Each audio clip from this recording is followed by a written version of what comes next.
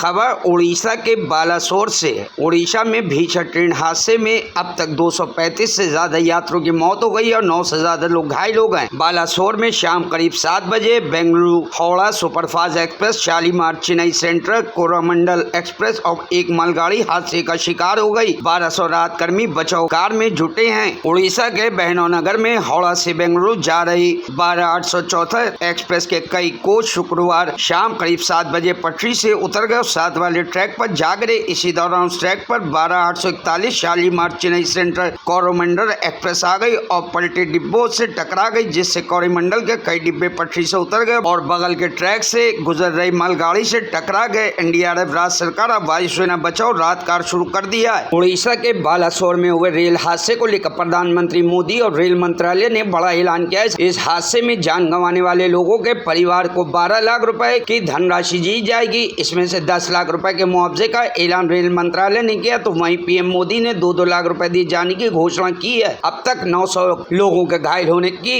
Rail हादसे में 900 लोग घायल हुए हैं, उनका इलाज चल रहा है। 235 लोगों के शव बरामद कर लिए गए। राहत और बचाव कार्य जारी है। एनडीआरएफ, ओडीआरएफ और दमकल विभाग अभी बोगी को काटने और लोगों को निकालने के काम कर रहा है। केंद्र सरकार के 9 वर्ष पूरे होने के अवसर पर होने वाले कार्यक्रम को स्थगित कर दिया गया है। रेलवे सूत्रों के मुताबिक हादसे की एकमात्र वजह ड्रीमेंट है। वहां पर 2 मेन लाइन और 2 लूप लाइन थी। मेन लाइन से कोरोमंडल एक्सप्रेस आ रही थी, वहीं डिरेल हुई। उसका एक हिस्सा लूप लाइन पर खड़ी मालगाड़ी से टकराया, दूसरा हिस्सा दूसरी तरफ आ रही पैसेंजर ट्रेन से टकराया। पीछे का हिस्सा पैसेंजर ट्रेन से टकराया और आगे का हिस्सा कोरोमंडल एक्सप्रेस का डिटेल होने के बाद गुड्स ट्रेन से टकराया। इसकी वजह से ये 2 हादसे हुए। सूत्रों के मुताबिक अभी सिंगल फेल होने की बात नहीं है और न ही हेड ऑन कॉलिजन हुआ है। तमिलनाडु के मुख्यमंत्री एम.के. स्टालिन ने उड़ीसा में बालासोर ट्रेन हादसे के बाद एक दिन के राज्य शोक का ऐलान किया है। हादसे के बाद घटनास्थल का जायजा लेने पहुंचे रेल मंत्री अश्विनी वैष्णव ने कहा कि ये बड़ा ही दर्दनाक हादसा। रेलवे के साथ साथ एनडीआरएफ, एसडीआरएफ और राज्य सरकार बचाव अभियान में लगी हुई है। हर संभव स्वास्थ्य सुविधाएं प्रदान की जाएंगी। हादसे की जाँच के लिए उच्च स्तरीय कमेटी का गठन किया गया। जाँच के बाद ही हादसे की वजह सामने आएगी।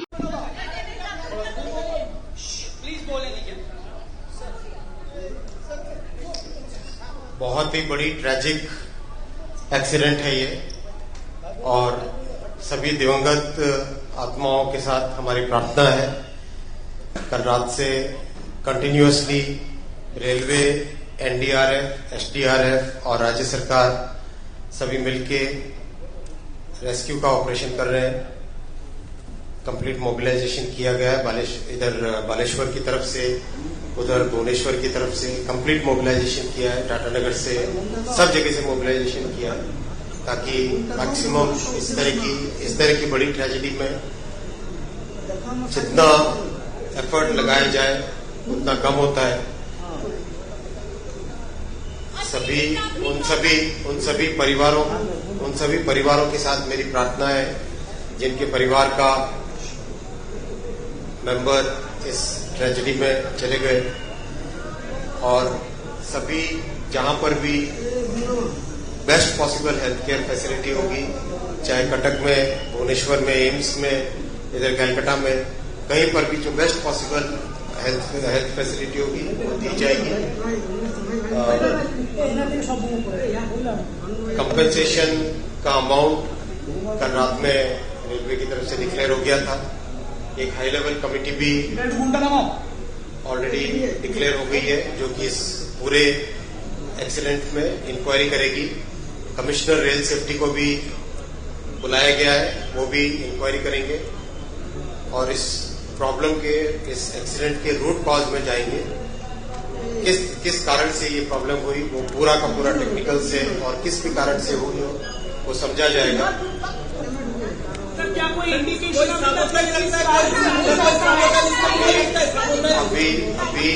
अभी सारा का सारा फोकस रेस्क्यू पे है और कंप्लीट फोकस है जिस तरह से जिनके भी गहरी चोटें आई हैं उनको ठीक जगह पे पहुंचा के उनका इलाज कराया जाए और परिजनों के पास ठीक खबर पहुंचे।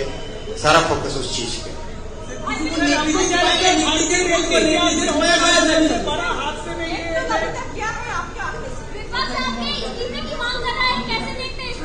देखो, ये जिस तरह की घटना है, ये जिस तरह की दुर्घटना है, उस दुर्घटना में सबसे पहले हमारा फोकस रहना चाहिए मानवीय संवेदना। किस तरह से जिन परिवारों के मेंबर चले गए पहले उनके पास ठीक तरीके से पहुंचे, जो व्यक्ति आज घायल हुए हैं उन घायलों का इलाज हो, सबसे पहले वो फोकस रहना चाहिए। राजनीति बहुत हो रही है, विपक्ष अपना मांग कर रहे हैं, क्या कहना चाहिए उन्हें?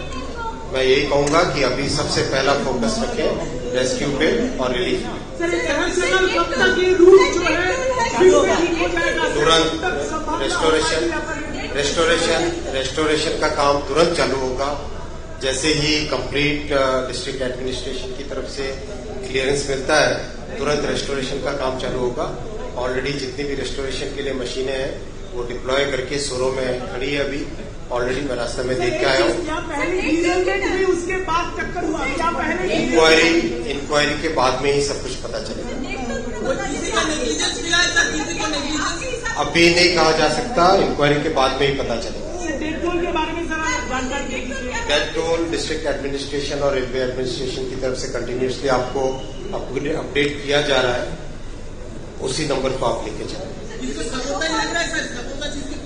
अभी कुछ भी कहना उचित नहीं है, इंक्वायरी होने दीजिए और सारा फोकस रेस्क्यू और जो घायल हुए उनके इलाज पे फोकस करें।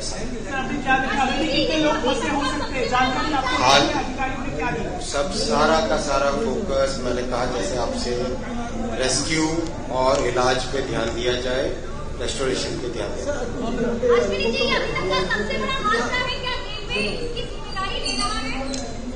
मैंने कहा पूरी जानकारी, पूरी इंक्वायरी की जाएगी, कंप्लीट इंक्वायरी की जाएगी डिटेल्ड में। High level inquiry committee already रात में ही घोषित कर दी गई थी। कमिश्नर रेल सेफ्टी वो भी इंडिपेंडेंट इंक्वायरी करेंगे, तो कंप्लीट इंक्वायरी की जाएगी।